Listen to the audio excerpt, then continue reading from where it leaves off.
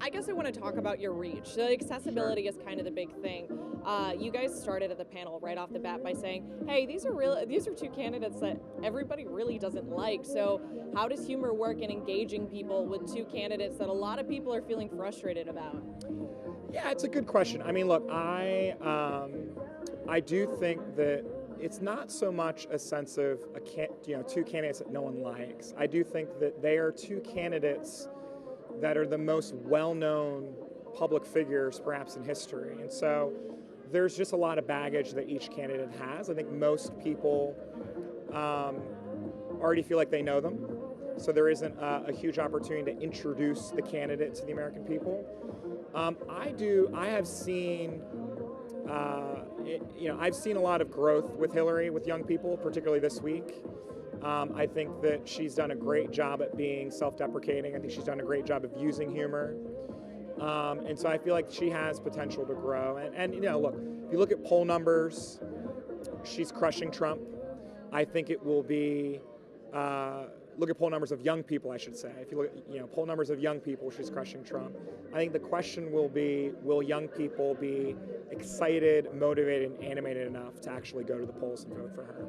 Yeah, so I mean, being excited and animated, like humor obviously plays a big role in that, but I guess young people are always known as being one of the more apathetic demographics, millennials especially. I mean, is that kind of is that a bad thing that humor's Yeah. the way to connect with people, I guess? Yeah, I mean, look, I think that young people historically just don't vote as much, right? They are, um, they don't own homes, they don't have children to care for. So, the issues that are decided every cycle are not as immediate as older generations. I do think that Barack Obama got a record number of young people out to the polls in 2008. And it was largely because he spoke directly to them. And he talked about the need for young people to turn the page on another generation, a past generation. So I think that it's possible. It's possible that Hillary can do the same. I think with a candidate like Trump, who in many ways just doesn't represent anything that young people on pretty much every social issue they don't agree with. So I think that comedy is just one of the many tools in the tool belt.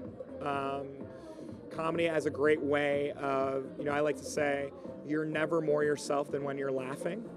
You laugh, and then you just, every kind of preconceived notion or thought that you had about someone goes away.